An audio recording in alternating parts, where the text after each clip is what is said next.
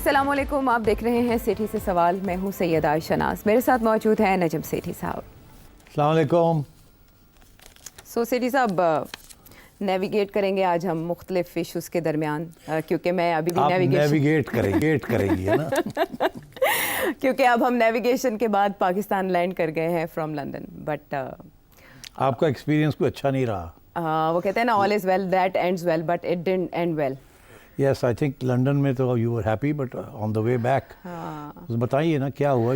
آپ تو ابھی 2 گھنٹے پہلے پہنچی ہیں یہاں، اور آپ نے تو آرام بھی نہیں کیا اور آپ آ گئی ہیں یہاں. ایکچولی میری فلائٹ رات 3:10 کو لینڈ کرنی تھی، لیکن اتحاد ایئر ویز کا شکریہ جنہوں نے اردو والے سفر کو انگلش والے سفر میں ایسے بدلا کہ پہلے تو ان کو شاید لینڈنگ کی اجازت نہیں مل رہی تھی. یہاں تھنڈر اسٹارم تھا لاہور ایئرپورٹ پر، تو انہوں نے 6-7 پھیرے لگانے کے بعد خود ہی اپنے تئیں یہ فیصلہ کیا کہ وہ سیالکوٹ ایئرپورٹ یا فیصل آباد کے بجائے ملتان ایئرپورٹ ہمیں لینڈ کروائیں گے. چلے وہاں تک تو ہم نے یہ کشت برداشت کر لیا کہ ملتان ایئرپورٹ لینڈ کر لیا. لیکن اس کے بعد اس ایئرپورٹ پر لینڈ کرتے ہی ایک تو یہ کہ ایئرپورٹ کی حالت کے حوالے سے کافی تشویش نظر آئی ہمیں کہ وہاں ہمیں کوئی انفارمیشن نہیں مل رہی تھی کہ ہم نے کس طرف جانا اور ہمارا لگیج ہمیں کیسے ملے گا.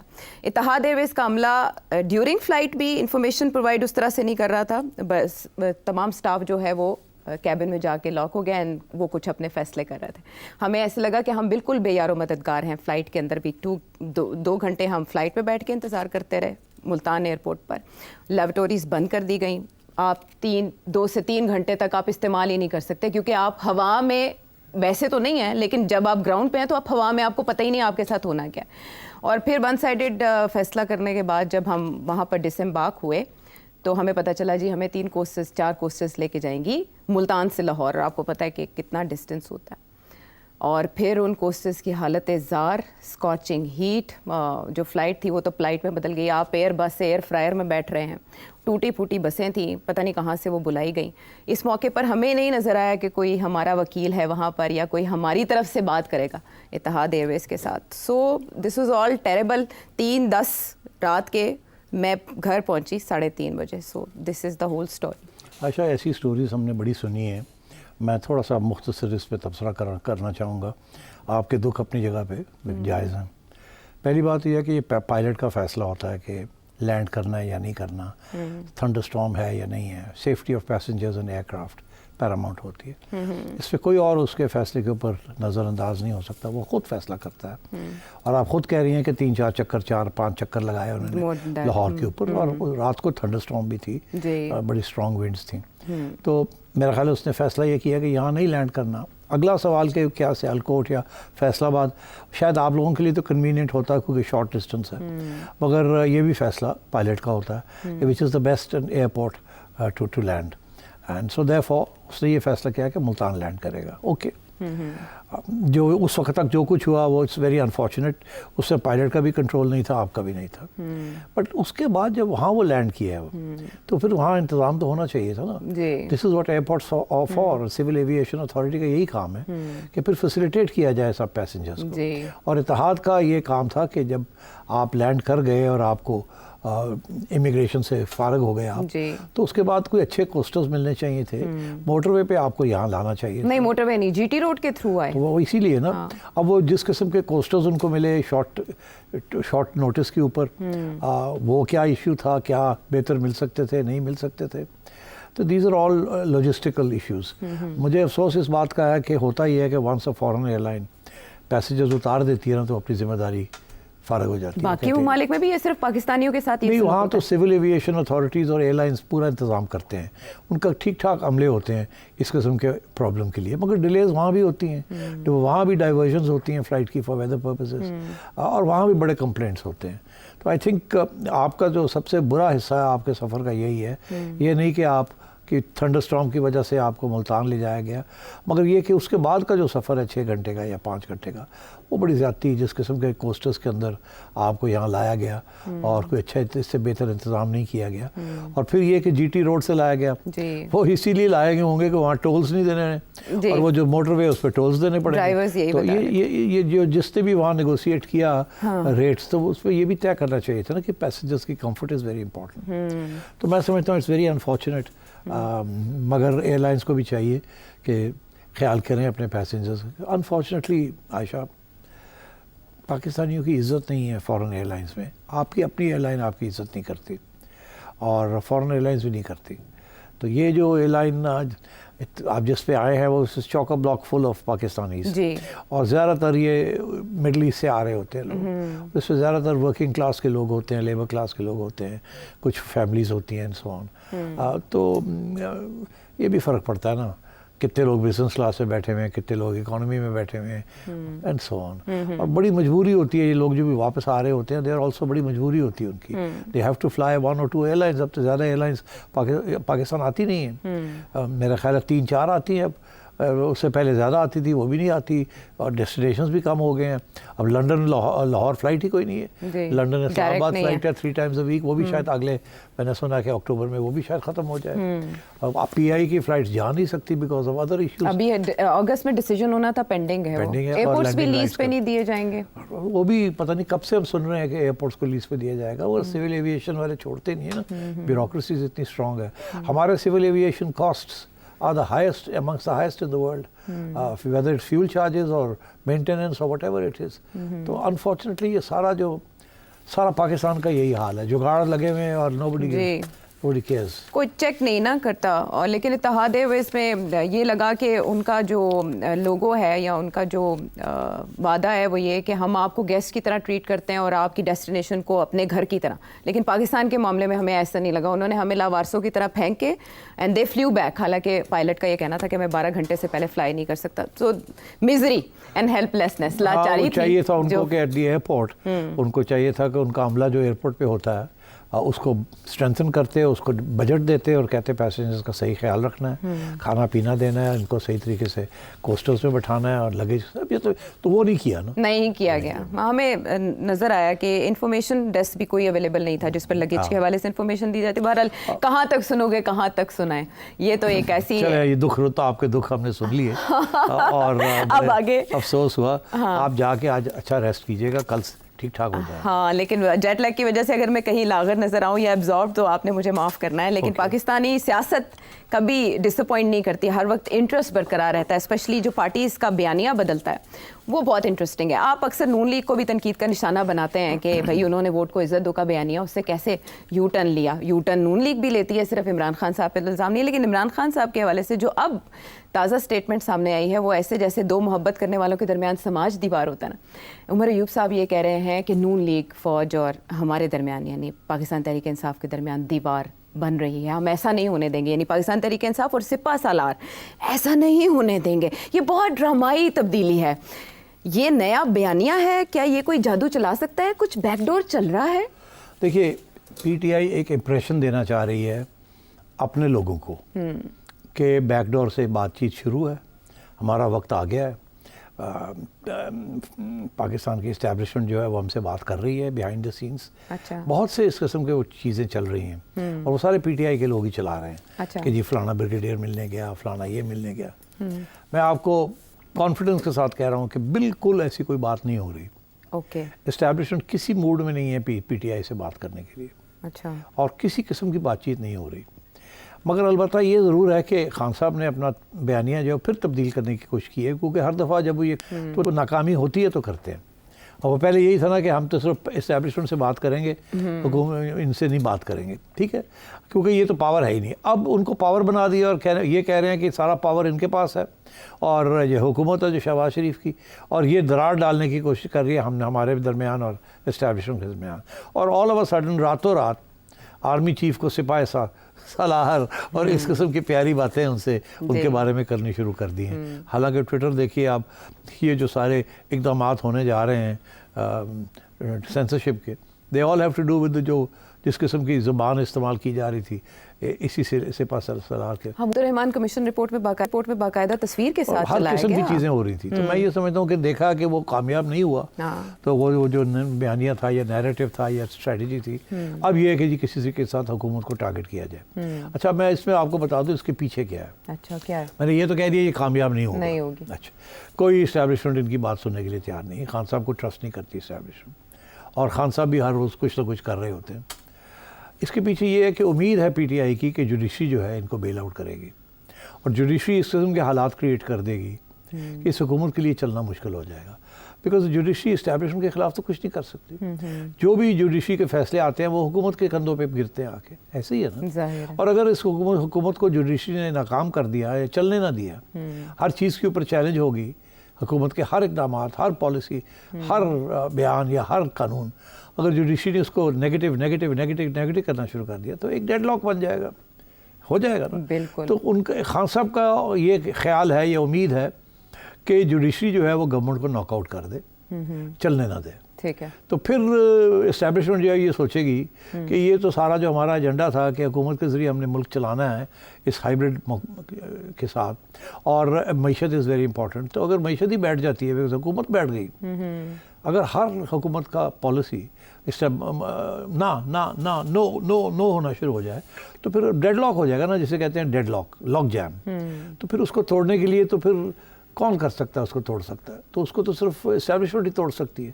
اور اسٹیبلشمنٹ یا تو جوڈیشری کو توڑے یا پھر گورنمنٹ کے ساتھ چھٹی کرا دے گورنمنٹ کی اور نئے کوئی ڈرامہ کرے.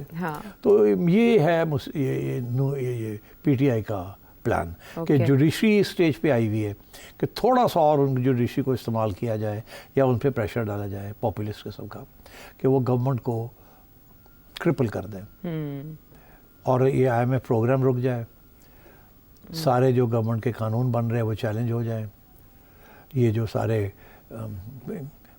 قانون بنتے ہیں روکنے کے لیے، لوگوں کو جیلوں میں ڈالنے کے لیے، بند ہو جائیں. فری جوڈیشری جس کو اندر کرتی ہے جوڈیشری باہر نکال دے. وہ کہتی ہے یہاں جلسہ نہیں کر سکتی، جوڈیشری کر سکتی ہے. وہ کہے کہ یہ ٹیکس لگا دیا، وہ چیلنج ہو گیا، وہ بھی ختم ہو گیا. تو you see they are expecting the ججز to create a bigger crisis. اچھا، اب میرا موقف یہ رہا ہے کہ کرائسس تو چل رہی ہے، ٹھیک، میں نے یہی کہا تھا کہ جوڈیشری کی وجہ سے کرائسس بن جائے گی. جی. اب صورتحال یہ ہے کہ کیا یہ جوڈیشری گورنمنٹ کو بلاک کر دے گی؟ کر سکتی ہے، بالکل کر سکتی ہے. اور اچھا، اور جس طریقے سے جو ڈیسیشنز آ رہی ہیں بالکل ایسی لگتا ہے. اسی لیے عائشہ لوگ یہ کہہ رہے ہیں، اور پی ٹی آئی کے نہیں، پی ٹی آئی کے لوگ تو کہیں گے مگر گورنمنٹ کے لوگ بھی شک شبات کہ جی اگر جب چیف جسٹس چینج ہوگا تو اگلا جو چیف جسٹس آئے گا وہ شاید اور بھی کوئی سخت باتیں کرے. جی. اور یہاں تک ڈر یہ ہے کہ پچھلی الیکشن کو بھی چیلنج کر لیا جائے اور اگلے چیف جسٹس سے اور ان کے ساتھیوں سے اس کو نل اینڈ وائڈ قرار دے دیا جائے اور جوڈیشری کے ذریعے ایک نئی الیکشن کال کروا دی جائے. یہ خواجہ آصف کا کہنا تھا. تو یہ ہے، دس از دا پلان. اب کیا یہ کامیاب ہوگا کہ نہیں؟ یہ کامیاب ہو جائے گا اگر جوڈیشری کامیاب ہو جاتی ہے، ٹھیک، اور یہ ناکام ہوگا اگر جوڈیشری ناکام ہو جاتی ہے. بڑی سیدھی سی بات. تو اب یہ ہے کہ جوڈیشری کو گورنمنٹ ناکام نہیں کر سکتی، جوڈیشری کو اسٹیبلشمنٹ کر سکتی ہے، مگر اسٹیبلشمنٹ کو جوڈیشری کو ناکام کرنے کے لیے، کیونکہ اب سیاسی گیم شروع ہو گئی نا. This is a game to overthrow the government and to bring in a fresh election and to have a new government جو کہ عمران خان کی ہو. ٹھیک ہے. جس طریقے سے کچھ جج اوپن پلیٹ فارمز کے اوپر باتیں کر رہے ہیں، وہ نظر آ رہا ہے کس طرف لے جانا چاہ رہے ہیں. تو اب بات یہ ہے کہ پھر یہ اسٹیبلشمنٹ کو فیصلہ کرنا پڑے گا کہ انہوں نے اس کو چلانا ہے یا نہیں چلانا، اور اگر چلانا ہے تو پھر جوڈیشری کو کیسے ٹیکل کرنا ہے. اور میں یہ سمجھتا ہوں this is going to be a very nasty affair, unfortunate affair. اگر ایسے ہی کام چلتا رہا اور یہ جوڈیشری کے ذریعے پھر ایک گورنمنٹ کو تبدیل کرنے کی کوشش کی گئی. پہلے تو judiciary was used to get rid of prime ministers, اب تو گورنمنٹ بدل، اب یہ جو ہے نا this will be an attempt to get rid of a government. اگر الیکشن چیلنج ہوتا ہے تو ظاہر ہے پہلے تو اس کو ڈیڈ لاک کر دیں، پھر اس کے بعد الیکشن چیلنج ہو جائے تو پھر رہ کے گیا.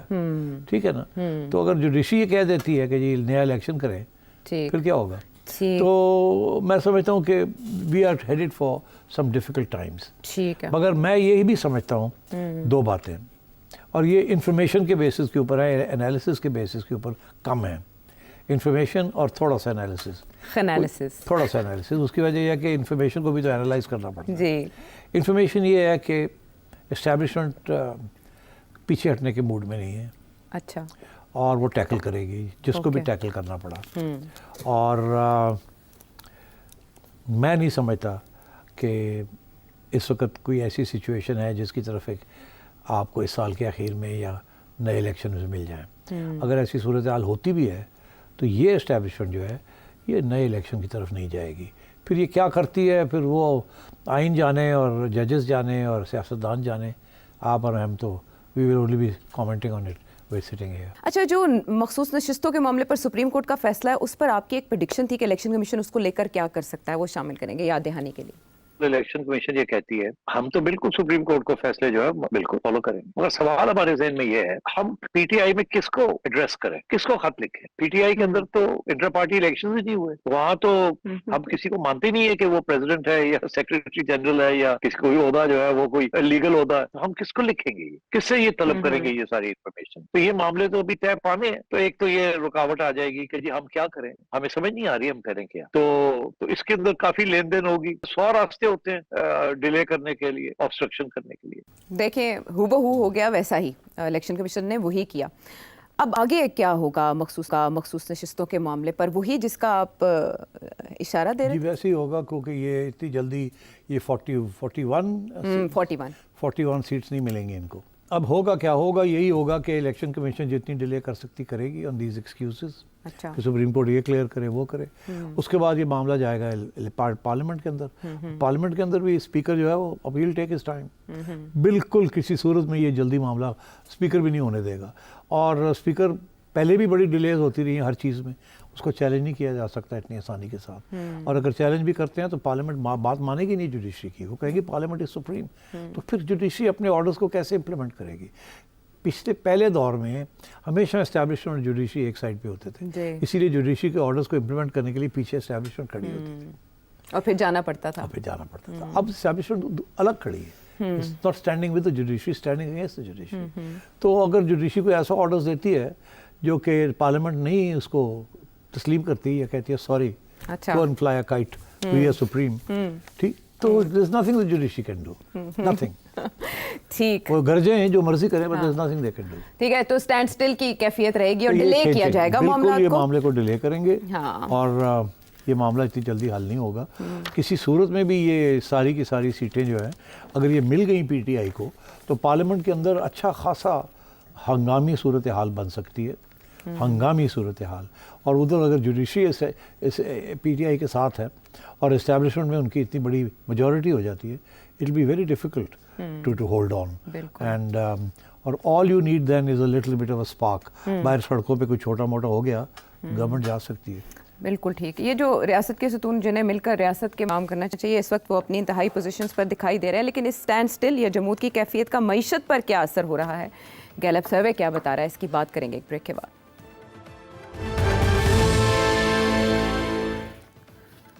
शो में एक बार फिर खुश आमदेद। वो कहते हैं ना कि एक तरफ से आप चादर खींचते हैं, दूसरी तरफ से खिसक जाती है।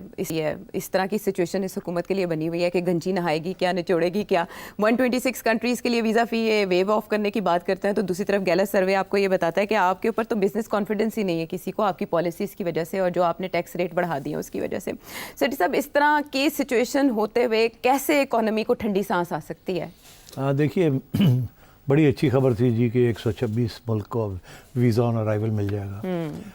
मैं इससे कोई फ़र्क नहीं पड़ेगा टू बिजनेस कॉन्फिडेंस और इन्वेस्टमेंट। अच्छा। कोई फ़र्क नहीं पड़ेगा। बात यह है कि इसीलिए अब गैलप ने जो सर्वे किया, it's not a good, it's looking bad for the government.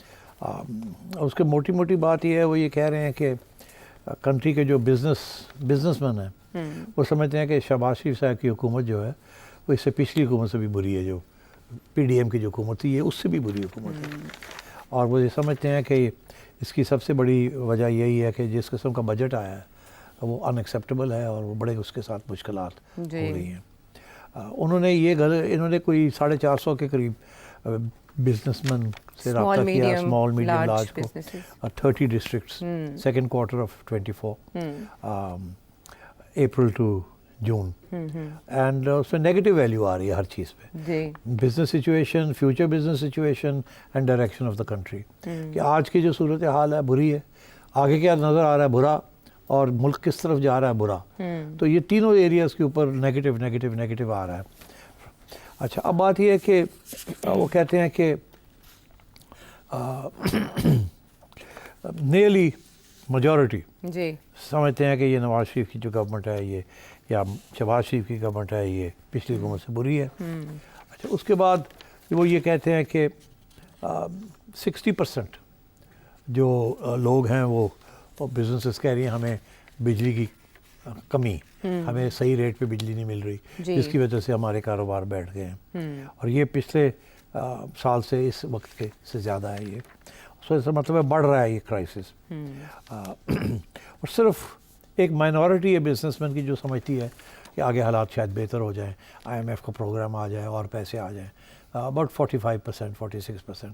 Majority یہ بھی سمجھتی ہے کہ اس کے باوجود حالات نہیں اچھے ہوں گے، بیکاز سمجھتے ہیں کہ سیاسی پولیٹیکل سچویشن امپروو نہیں کرے گی، اور اگر پولیٹیکل سچویشن امپروو نہیں کرتی، اسٹیبلٹی نہیں آتی، تو پھر اور بہت سے مشکلات ہوں گے. تو میں سمجھتا ہوں کہ کافی مایوسی ہے ہر جگہ پہ.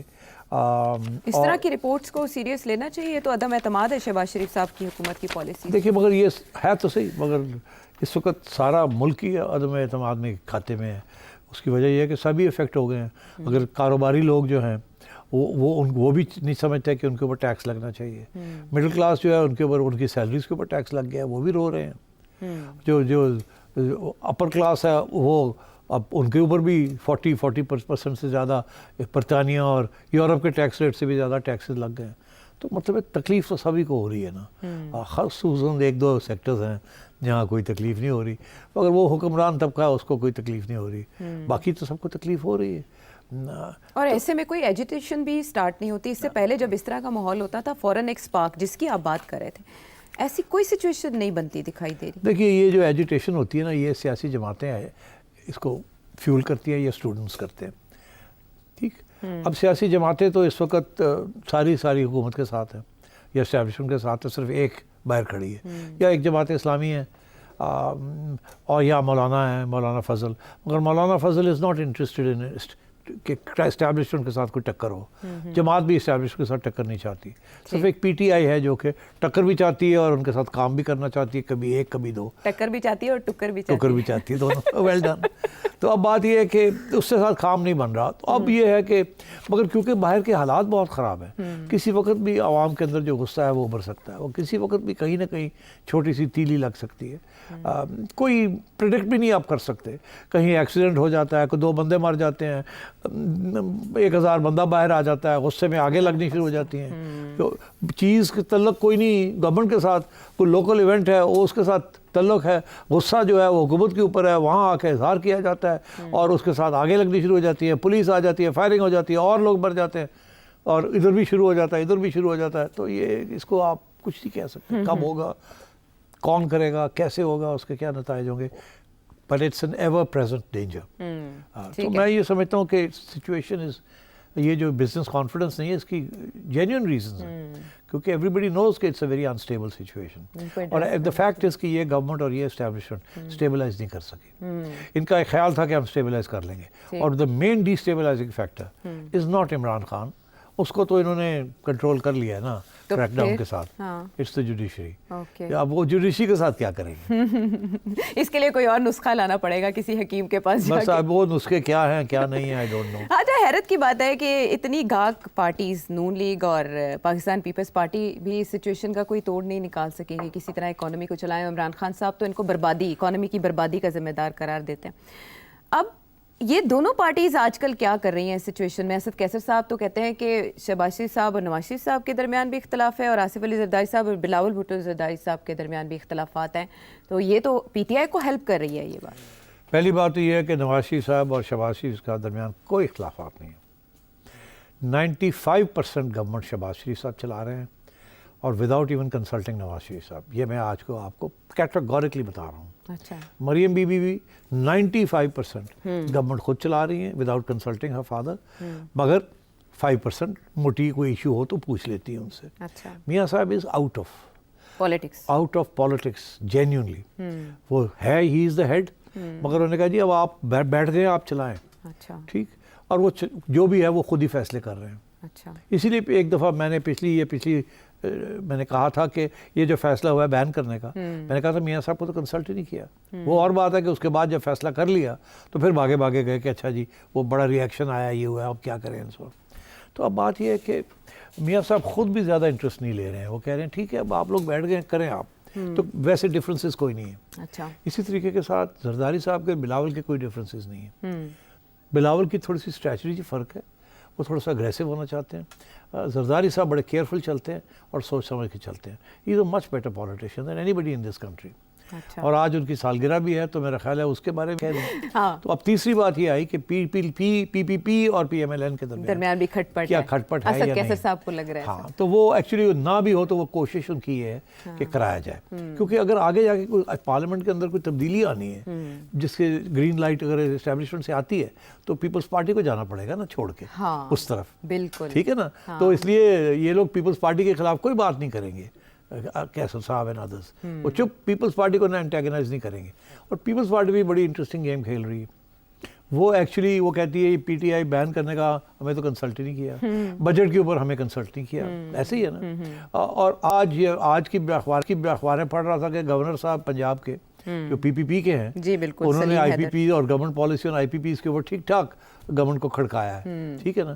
تو بات یہ ہے کہ ایک طرف تو یہ سب کچھ ہو رہا ہے، دوسری طرف میں یہ بھی آپ کو بتا دوں کہ زرداری صاحب as president of Pakistan protocol یہ ہے کہ جب پریزیڈنٹ آتا ہے کسی پروونس میں تو اس کی پروونس کی چیف منسٹر اس کو ریسیو کرتی ہے اینڈ اسکورٹ کرتی ہے۔ It is a fundamental element. Okay, مجھے یاد ہے جب میں چیف منسٹر تھا انٹرم 2013 میں، تو زرداری صاحب پریزیڈنٹ تھے، تو جب بھی وہ پنجاب آتے تھے، خواہ وہ صرف لینڈ کر کے کہیں اور جانا ہوتا تھا، سندھ جانا ہوتا تھا یا کچھ، یا کسی اور دورے پہ آتے تھے جس کا تعلق گورنمنٹ کے ساتھ نہیں تھا، ان کا اپنا کوئی ایشو تھا، ٹھیک ہے، تو I would have to go to the airport protocol to receive ہم، ہاں، اور وہاں گیسٹ یا وہ ان کو اسکورٹ کرنا پڑتا تھا اگر وہ آ رہے ہیں گورنر ہاؤس میں رہنے کے لیے یا اسٹیٹ گیسٹ ہاؤس میں، یا تو یہ پروٹوکول ہوتی ہے۔ ٹھیک ہے، اور یہ پروٹوکول توڑی تھی نواز شریف صاحب نے جب محترمہ بینظیر بھٹو پہلی دفعہ پرائم منسٹر بنی،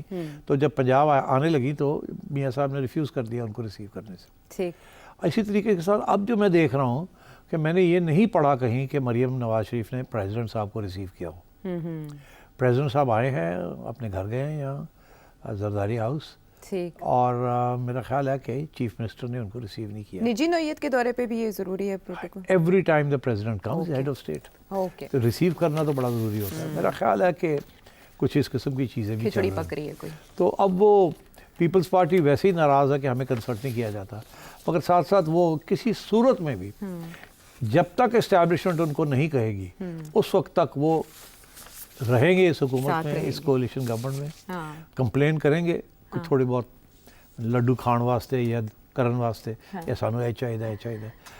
میری انفارمیشن کے مطابق Maryam Nawaz is not cooperating, جسے کہتے ہیں نا کہ جو وہ کہتے ہیں ساڑھا ایس پی لگا دو، ساڑھا ایس ایچ او لگا یہ تو دو، ایک عرصے سے شکایت تو ہے۔ وہ مریم سے نو، ہم نے تو میرٹ پہ کرنا ہے، ہم نے یہ نہیں کرنا۔ ٹھیک ہے، اس طریقے کے ساتھ زیادہ کنسلٹیشن نہیں ہو رہی، پیپلز پارٹی کو بھی اکاموڈیٹ نہیں کیا فلی ان دا کیبنٹ اینڈ سو آن۔ لیکن جب تک وارنٹی ہے اس بانڈ کی تب تک یہ ساتھ چلیں گے۔ ساتھ چلیں گے۔ تو آصف علی زرداری صاحب کو آپ برتھ ڈے وش کر رہے ہیں، میں آصف علی 69 زرداری صاحب کو 69th birthday, happy birthday mister president, From my may side you as live well. long and may you help guide this country to a stable and prosperous future. آمین۔ ہم واپس آتے ہیں ایک بریک کے بعد۔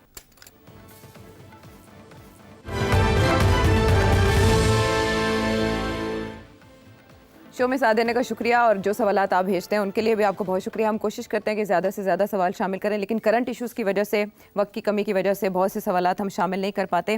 آج کا جو سوال ہے وہ ڈاکٹر خان سعودی عرب سے کیا جاننا چاہ رہے ہیں؟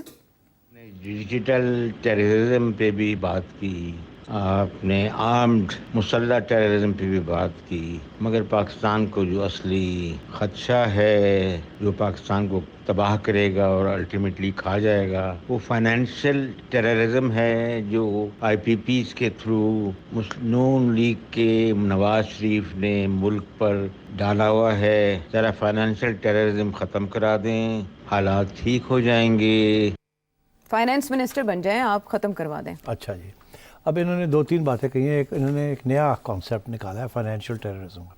ہم نے تو FATF کے زمانے میں سنا تھا کہ وہ ٹیررسٹ فائنینسنگ ٹیرر فائنینسنگ کا سنا تھا، اب ٹیررسٹ فائنینشیل دہشت گردی، ہاں فائنینشیل دہشت گردی کیا ہے۔ ان صاحب نے جو آئیڈینٹیفائی کیا ہے وہ یہی کیا ہے کہ آئی پی پیز کو، جی اب آئی پی پیز کے اوپر بڑی ڈسکشن ہوئی ہے۔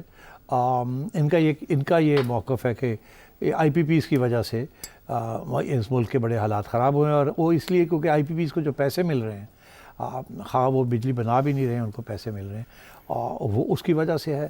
اور وہ اس لیے، اور یہ جو آئی پی پیز ہیں یہ نواز شریف کے زمانے میں، ان کی حکومت کے زمانے میں زیادہ تر آئی پی پیز بنے جن کو اس قسم کی سہولتیں دی گئیں اور ساورن گارنٹیز دی گئی اور ڈالر کے اندر ریٹ فکس کیے گئے جو کہ آج ہمارے گلے پڑے ہوئے ہیں۔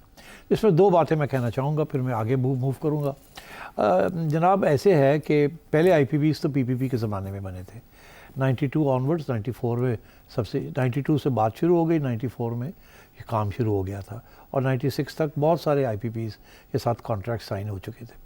اس کے بعد میاں صاحب کی حکومت آئی تو پھر یہ تو صرف 2 سال ہی رہے اور ان کی چھٹی ہو گئی، مگر جو زیادہ تر جو پھر آئی پی پیز لگے وہ چائنیز آئی پی پیز لگے، اور وہ جس پہ کوئی شک نہیں ہے کہ وہ نواز شریف صاحب اور شہباز شریف صاحب کے زمانے میں لگے 2013 آنورڈز۔ اور سب سے زیادہ بوجھ ہے اس وقت وہ 90 کی دہائی والے آئی پی پیز کا بھی ہے، اور یہاں کے بھی جو چائنیز ہیں۔ اب اس میں سے آج ہی پی پی پی کے جو گورنر ہیں انہوں نے پنجاب کے، انہوں نے کہا کہ جی 42 ایسے بڑے بڑے بزنس مین ہیں اس ملک میں جو کہ ان آئی پی پیز کے مالکان ہیں۔ اب اگر آپ اس کی ڈیٹیل میں جائیں گے تو اس میں آپ کو پیپلز پارٹی کے حمایتی بھی ملیں گے، نون لیگ کے حمایتی بھی ملیں گے، اور شاید اس میں ایسے لوگ بھی ہوں جو کہ آج عمران خان کی سیاسی جماعت کے بھی حمایتی ہیں۔ So this is across the board, all the parties are responsible for it, Peoples Party and Noon League. مگر یہ جو چائنیز کے ساتھ جو کچھ ہوا ہے یہ تو دس از بہت بڑے ان کو اچھے ریٹس دیے گئے ہیں جس کی وجہ سے اتنی بڑی ڈیٹ ایکیومولیٹ ہو گئی ہے۔ یہ تو ایک بات اپنی جگہ پہ، اور اس میں انٹرنیشنل کمیونٹی کا بھی بہت بڑا ہاتھ ہے، اسپیشلی امریکہ، ورلڈ بینک، جنہوں نے یہ پش کیا فار دیز ریٹس، ہب کو فار ایگزامپل۔ تو یہاں تک تو بات آپ کی صحیح ہے، مگر ایک اور بھی بڑی انٹرسٹنگ بات ہے، وہ یہ ہے کہ یہ نہیں، چائنیز آئی پی پیز نہیں لگانے چاہیے تھے۔ اب صورتحال یہ ہے کہ ہمارے پاس ایکسیس بجلی ہے۔ کیا ہے؟ ایکسیس بجلی، وافر بجلی۔ ہاں، ہمیں اس وقت 45,000 میگا واٹس اس وقت ہمارے کنٹرول میں ہیں جو کہ ہم پروڈیوس کر سکتے ہیں، کیپیسٹی جو ہے، مگر جو پاکستان کی ریکوائرمنٹ ہے وہ آلموسٹ ہاف اس کی ریکوائرمنٹ ہے، اور ونٹر منتھس کے اندر تو اس سے بھی کم ہو جاتی ہے۔ تو پھر مسئلہ کیوں ہے اتنا کہ اگر ہمیں اتنی بجلی ہمارے پاس ہے کہ ہمیں سمجھ نہیں آ رہی کریں کیا، اور پلانٹس کو بند رکھنا پڑ رہا ہے۔ اس میں 2 ہیں جس کو آپ دیکھیں، ایک تو یہ کہ اس کو پلاننگ نہیں کی گئی کہ یہ بجلی جو ہے اس کو کیسے استعمال کرنا ہے اور کہاں کہاں دینا ہے اور کب یہ آن لائن آئے گی، اور اس کے دوران بہت سی گیس خرید لی گئی، اور وہ گیس جو ہے وہ اب ایک زیادہ تر جو انڈسٹریل پلانٹس وغیرہ ہیں ان کو سپلائی کی جا رہی ہے، اور اس گیس کی خریدنے کی کیوں خریدی جب اتنی ایکسیس کیپیسٹی تھی؟ اس وقت یہ ان کا خیال تھا کہ گیس سستی مل رہی ہے تو سستی بھی گیس لگاتے ہیں، اور یہ مہنگے ہیں اور ان کے ساتھ شاید کوئی ری نیگوسیشن ہو جائے، وہ تو ہوا نہیں، تو اب گیس بھی ہے اور ایکسیس کیپیسٹی اسی لیے بڑھ گئی ہے۔ تو ایک تو یہ کہ bad planning by the Nawaz Sharif government during the last time, and اس کے بعد by the P T I government, کچھ نہیں کیا انہوں نے to renegotiate those, تو دونوں گورنمنٹس آر ریسپانسبل۔ مگر ایک اور فیکٹر بھی ہے کہ آپ کی بجلی اتنی مہنگی کیوں ہے، وہ ایک یہ فیکٹر بھی ہے کہ دیکھیے 20 سال پہلے جب یہ آئی پی پیز لگے تھے تو اس وقت جو ڈالر کی قیمت تھی وہ بہت کم تھی، اور آج روپے کی قیمت بہت زیادہ ہے، اور اس کی وجہ سے جو آج کل کے جو بجلی کے بل آ رہے ہیں، اگر آپ اس کو اس ڈالر قیمت لگائیں جو کہ 10-20 سال پہلے تھی جب یہ سائن ہوئے تھے کانٹریکٹس، تو آپ سمجھیں گے کہ اس وقت سے لے کے آج تک صرف 30% ریٹ بڑھا ہے۔ کتنا؟ صرف 30%، اور 30، مگر جو آپ دیکھیں گے کہ ریٹ یہ تو 30% ہے اس کی وجہ سے، جس کی وجہ سے ڈالر اگر وہی رہتا تو اب روپے جو ہے اس کی ڈپریسیشن اتنی ہو گئی ہے کہ یہ جو 30% ہے یہ 360% پہ پہنچ گیا ہے۔ تو اس میں بہت بڑا رول ہے ڈیویلیویشن کا۔ اگر ڈیویلیویشن نہ ہوتی تو آپ کی اتنی قیمتیں نہ بڑھتی، شاید 30-40% بڑھ جاتی، مگر یہ جو اوور 200% جو بڑھ گئی ہیں، اس کی وجہ یہ ہے کہ آپ کے روپے کی قیمت کم ہو گئی ہے، فیول جو آپ امپورٹ کر رہے ہیں وہ مہنگا ہو گیا ہے، اینڈ سو آن، اور جو آپ نے پیمنٹس کرنی ہے باہر کے ملکوں کو for the I P Ps, وہ آپ نے ڈالر میں کرنی ہے۔ پہلے $1 جو تھا 100 روپے کے، پہلے $1 100 روپے کا تھا، اب ڈالر جو ہے وہ 280, 85, 90 روپے کا ہو گیا ہے۔ تو یہ اس کی وجہ سے وہ سارے کا سارا بوجھ جو ہے وہ آپ کے بجلی کے بلوں میں آ رہا ہے۔ اب ڈالر کیوں بڑھا اور کیوں نہیں، اس پہ تو حکومتوں کا، اب میں سمجھتا ہوں یہ نون لیگ کا بھی، پی ٹی آئی کا بھی، اور اس کے بعد بھی جو گورنمنٹ آئی ہے، یہ سب they're all responsible for this because that's when the debt went up, that's when the IPPs were signed and so on. تو یہ ایک ملی جلی بات ہے. اس کو آپ فائنینشیل ٹیررزم کہہ سکتے ہیں کہ یہ فائنینشیل ٹیررزم شروع ہوئی تھی ان 90 کی دہائی میں اور ابھی تک یہ کنٹینیو کر رہی ہے. مگر اس کے بعد ایک اور بھی ڈائمنشن ہے فائنینشیل ٹیررزم کا, وہ یہ کہ آج یہ جو بجٹ بنا ہے یہ تو اس نے ٹیررائز کر دیا ہے ہر طبقے کو. کاروباری لوگ جو ہیں دیر اپ ان آرمز کہ جی یہ تو ٹیررزم ہے ایف بی آر کی, middle class is up in arms کہ ایف بی آر کی ٹیررزم اینڈ سو آن, اور سبسڈیز ختم ہو رہی ہیں. تو اس کو بھی آپ کہہ سکتے ہیں کہ یہ ایک ہائی ہینڈڈ ٹیک اٹ اور لیو اٹ والی بات ہے کہ اور لمپ اٹ جسے کہتے ہیں. اور اس قسم کی اقدامات جو ہو رہے ہیں they are like a terror across the country because as politicians even admit کہ یہ جو ریٹس بڑھے ہیں بجلی کے for the lower middle class especially, وہ تو ان کی ایک تنخواہ مہینے کی تنخواہ سے زیادہ ان کا بجلی کا بل آ رہا ہے with barely even one air conditioner. تو یہ بھی ایک قسم کی فائنینشیل ٹیررزم ہے جس قسم کا یہ بجٹ آیا ہے. اور اس کی جو ساری وجوہات ہیں وہ ہے IMF اور جو آپ نے لوگوں کے پیسے دینے ہیں جو کہ 90 کی دہائی کے بعد سے پیسے آپ نے قرضے لینے شروع کیے انٹرنیشنل, اور اس سے ساری گورنمنٹس آر انوالوڈ, اور وہ پیسے اب آپ نے واپس کرنے ہیں, اور جب واپس کرنے جاتے ہیں تو آپ کے پاس پیسے نہیں ہیں اینڈ سو آن. تو نجات یہ کیسے دلائیں ایشوز ہیں. گے, نجات کیسے دلائیں گے ان شارٹ, اگر ہم پروگرام ختم کرنے سے پہلے پوچھنا چاہیں؟ نجات مجھے نظر نہیں آ رہی, سوری. نظر نہیں آ رہی تو کیا ہوگا اس اندھیرے میں؟